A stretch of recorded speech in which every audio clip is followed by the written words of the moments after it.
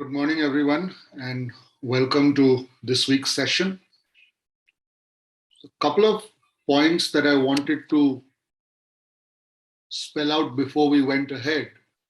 And the first of them was that there's been a lot of feedback on the YouTube channel. There's been a lot of feedback through different forms of social media requesting that this topic be taken up, which I sent out in the message, which is managing difficult conversations. Basically, it says conflict resolution, but it's managing difficult conversations.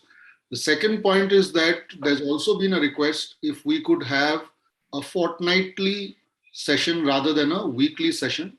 What most people are saying is that a fortnight gives them the time to assimilate the learning. So, taking that into consideration, we'll have from next session Actually, onwards I'm watching something. I told you that. fortnightly interval. And the third thing is that a lot of people are engaging through the different forms of social media and through the YouTube channel because that is very convenient for them. So we are growing a worldwide audience. We are growing a digital audience, which is very, very pleasing to say the least. And it's also wonderful to receive so many comments and so much appreciation, so much feedback. In fact, some of the feedback that is coming is extremely insightful and interesting. So keep that coming. And definitely all of these sessions are being recorded. So if you happen to miss any session, you will get an opportunity to view the recording on the YouTube channel. And more people engaging there is always good because there's more traffic there as well. So more and more, this is becoming more like a podcast rather than a Zoom session. But either ways, since people are being benefited, I think that makes a lot of sense. There was also one more request from the people who join on the live session saying that if the last 5 minutes could be reserved as a sort of a Q&A or an interactive time, and that's absolutely fine. If we have people on the live session, then we will reserve 5 minutes at the end for that. That being said, let us come to today's topic, which while I sent out a message saying it's conflict resolution, actually you could also term it as managing difficult conversations. And there are 5 techniques or 5 methodologies to manage difficult conversations. We are going to cover each one of them in each session for the next 5 weeks. Of course, from now on, in a fortnightly interval. Today, what we're going to cover is I'll just name out those 5 techniques. The first one, they're in no specific order, it's all in random order. So compromising, collaborating, accommodating, competing, and avoiding. I'll repeat. There's compromising, collaborating, accommodating, competing, and avoiding. These are the 5 techniques that we have come to know about and which have been researched, which are most useful in terms of managing difficult conversations and or conflict resolution. Now, one might ask, is avoiding really a technique? Yes, it is. If you recall, the last session I said that there's a famous quote from an author, which I really imbibe and like a lot. It says, if a battle can't be won, don't fight it. So that's basically what it means. It doesn't mean that you run away. It really means that you're smart about your choices. Anyway, more on that when we come to that particular technique. So today we're going to take up the technique of compromising. Now, many experts, many people in the universe have sort of labeled this word as a bad word. They say that I don't like to hear the word compromise.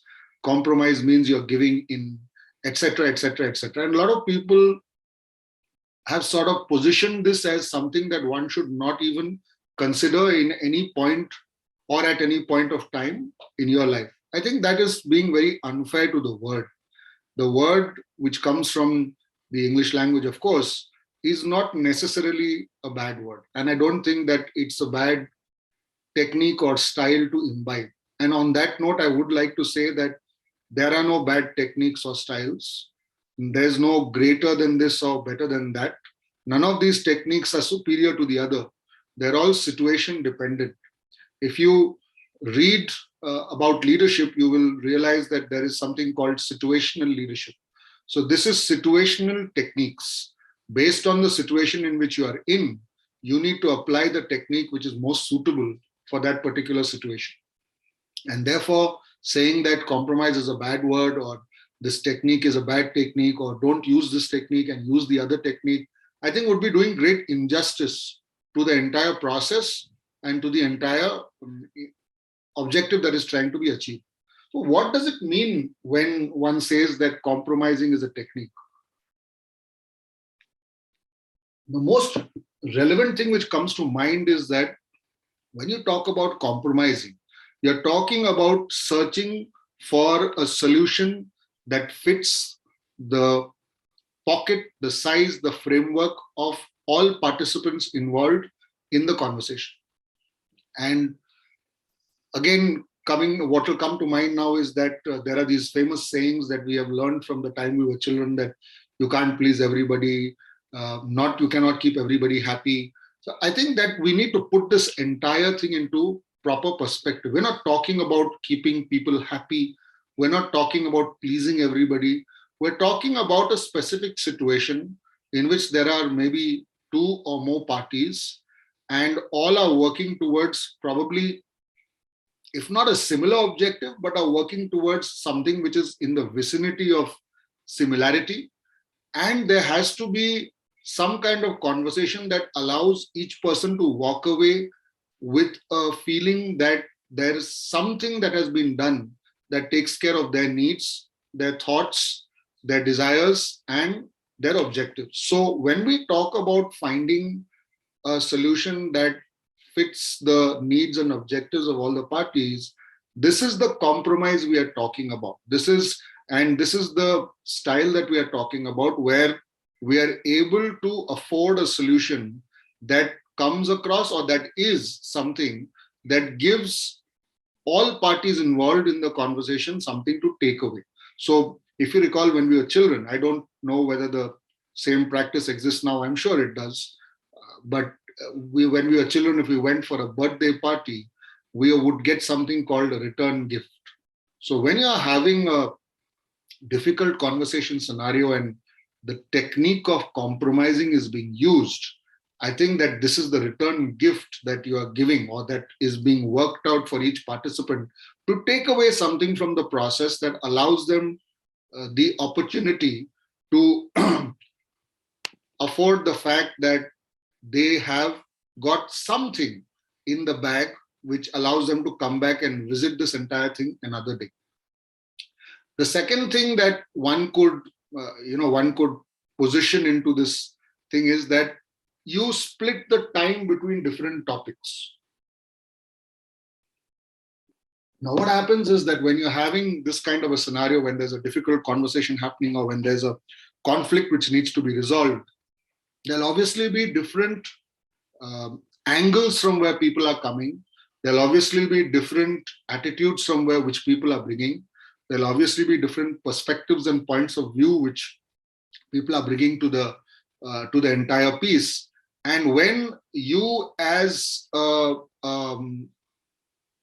person who's in the process of resolving the conflict or managing that difficult conversation, whether you are the originator or you are a participant, it's besides the point.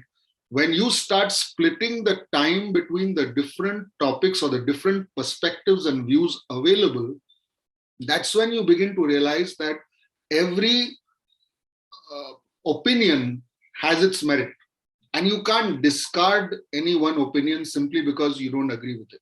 So the second step in, or the second point to be mentioned when we're talking about the compromising technique of managing difficult conversations, is that you need to give due merit to each opinion that is put out there on the table, and do a proper due diligence on that, so that you are able to split your time accordingly. So if you recall, the last session that we did, one of the keys that we spoke about was patience. And here as well, when you're in a situation where you're managing a difficult conversation, you need to have time, or you need to spend adequate time with each person, or with each perspective, or with each point of view, to be able to get the maximum out of the process. So moderating the time that you have between or across the different people in the diaspora of that difficult conversation or across the different objectives is something that we talk about when we talk about compromising. So I'm sure you're beginning to get a very clear view now that compromising the word or the technique that you have been given to understand thus far in your professional and personal capacities is completely different to what I'm talking about today. I'm not talking about sacrificing your point of view. I'm talking about putting all points of view out there on the table and then splitting the time between them to arrive at a situation where everybody gets their fair share of a hearing, and then you are able to take each point of view across to each participant in that conversation to show them where the other person is coming from. This is the compromise that I'm talking about.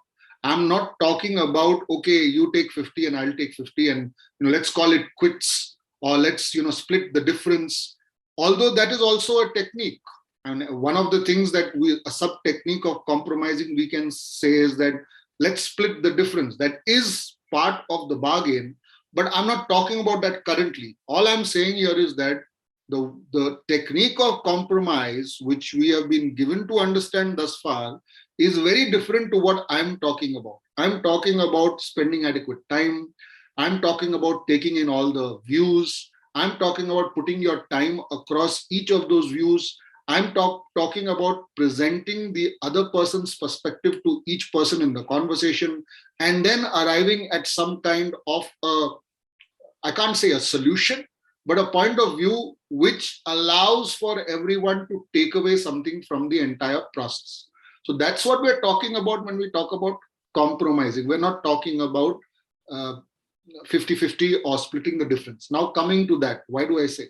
So there are some occasions when you're involved in the process of a difficult conversation where you might have to split the difference. There's a famous movie saying, never say never, right? So you can never say that you will not do this or not do that. I think in life, if anything I have learned from life is that it's very difficult to say that I will never do this, or I'll never come across this, or I'll never be subjected to this, or I'll never fail, or I'll never. So I think that word should be removed from your lexicon.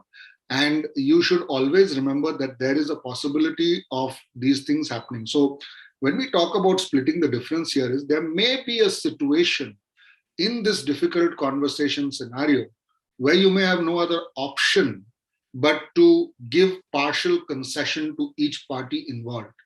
And that would be talking splitting the difference. So it's not something like we have again learned all along saying that, okay, not yours, not mine, let's meet halfway. We're not saying that. We're saying that you sit down properly, you involve all the parties, and you split the difference in such a manner that, again, there is something for everybody to take away. What happens is not yours, not mine generally represents something which is neither pleasing to one party nor the other party. So here when we are talking about splitting the difference, we're talking about a partial concession from either party to the other party's point of view, objectives, scenario, thinking. So that's very important. Please let's spend 30 seconds and understand that when we're talking about a partial concession, we're not talking about only that, okay, I'll take only so much and okay, I'll forget about the rest. We're talking about while I take so much, I will definitely also need to give so much. So that's what we call a give and take kind of scenario. And that's very important to consider because traditionally, when you talk about splitting the difference, you talk about a situation where you don't give much, but you take what you can get. And you might have heard this expression again. The English language is replete and with all of these wonderful phrases and expressions that take what you get, look before you leap, etc., etc., etc. So this is one of those. But I think here that it bears mentioning that we're not talking about taking what you get, but rather we are talking about taking something and at the same time giving something back. So like we often tell people that you're taking so much from society, what are you giving back? You're getting so much of love from people, what are you giving back? You're getting so much of attention from others, what are you giving back? So similarly here, when you're taking something away from that piece or that entire process, what are you giving back? And that's something that one needs to keep in mind. So compromising, therefore, is a technique that is very, very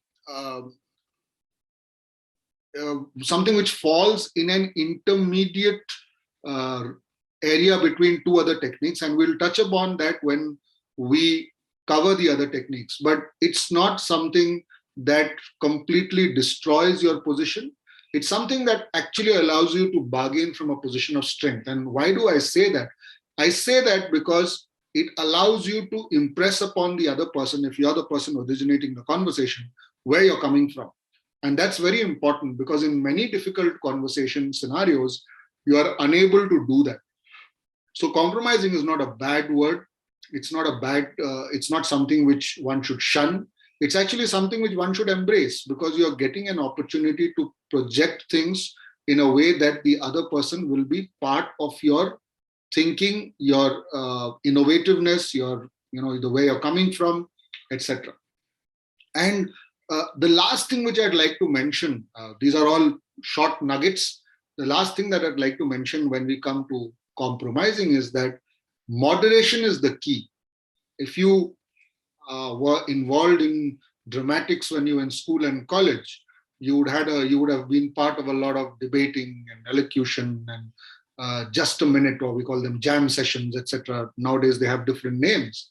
But moderation, you'd always have a moderator who would be part of these fests or these cultural events, so as to speak. And when debates would happen, or when you got a chance to speak for a minute in a just a minute session, or when there was an icebreaker or something, this moderator's job would be to ensure that you stayed in line, so as to speak, and you didn't go beyond your time limit, you didn't go outside of the scope of the topic, your points of view were concise and insightful, you didn't come across as a person who's offensive, etc., etc. There's a whole host of things that the moderator would need to keep a track of and implement.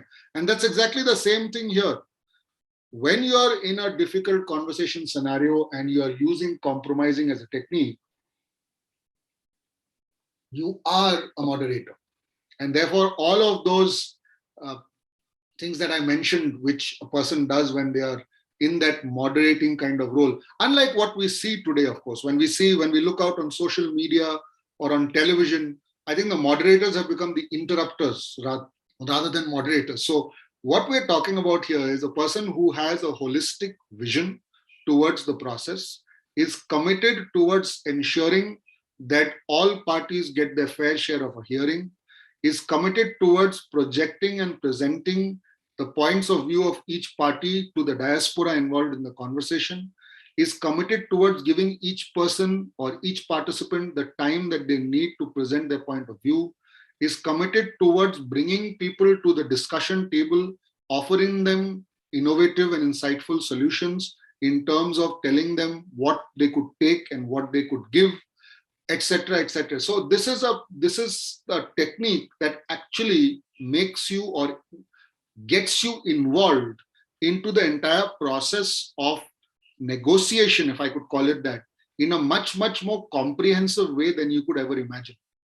And it's important to keep this point in mind, that you are more involved in this entire process when you are using the compromising technique, because you're looking at things from every different perspective that is possible, and from every different person who is in the entire piece. So just to recap, the technique we're talking about, a technique that allows you to be part of the entire process by giving adequate time.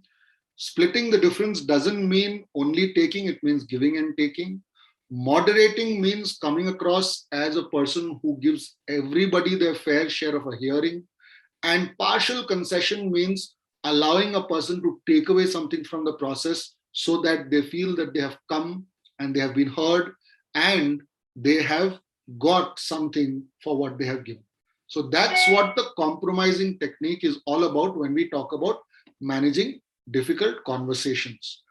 The next time we get together, we will discuss the competing technique of managing difficult conversations. And before we close, if there is anybody who would like to ask a question or wants to offer a different point of view, now's the time. Please go ahead. Otherwise, we will close for this morning.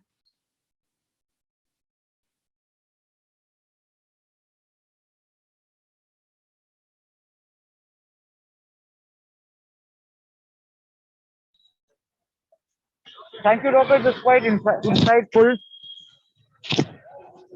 Thank you, Don. Enjoyed the session, really. Thank I you. wish there were more participants, actually, Yeah, the problem is that I think what's happening is because I am recording these sessions, one by one, Yeah, all the participants are preferring to watch the recorded. So I'm getting a lot of feedback on that. Okay. But I thought that I will not, I will not stop the time because there are people who join at this time. This time there are less people. Last time there were more people. The time before that there were Yes, less right. people You're again. right. So I thought let's keep the time the same, but we'll keep recording the session so that others can also take whatever they can from the session. And like you said, fortnightly, might be more people are queued onto that. Yes. So that might work. Yes. Anyway, thanks a lot. It was nice. Great. Thank you. Good morning, Azad. Good morning. Nice session. Thank you. I think because it's pretty early in the morning on a Saturday, I think that's why not many are joining in. Yes, I agree. But the only thing again there I thought of before I started having spoken to a few people is if I do it later in the day, then people get busy with their schedule. Yeah. Exactly. So again, Correct. That's another challenge. So I think we'll probably what we'll do is we'll keep it fluid. We'll see a few more Saturdays and then maybe change the timing once to see how it works. Exactly. And then keep researching and keep developing as we go along. Correct. It's like, trial and error, and you'll get to that point sooner or later. Absolutely. Yes. And a little bit of course correction. Of course, always. Yeah. So like Jenny just said, Saturdays for most people, where they want to laze around in bed and not wake up that early and all that. True. Fortunately, I'm a person who wakes up very early, no matter which day of the week it is. I think in my case, my eyes open at 6:30, whichever day it is. Sometimes at 5:30 or so. Same here. All right. Okay then. All right. Thanks a lot. Thank you so much for your participation. We'll catch up after 2 weeks. Yep. Okay. Also not next week? No, we'll do it fortnightly, Jenny. That's what people are coming back and saying that they want more time to take the learning from each session. So we'll give them 2 weeks and we'll meet every fortnight from now on. Okay, fine. Okay. Okay. Take care then. Bye. Yeah, you too. Bye-bye.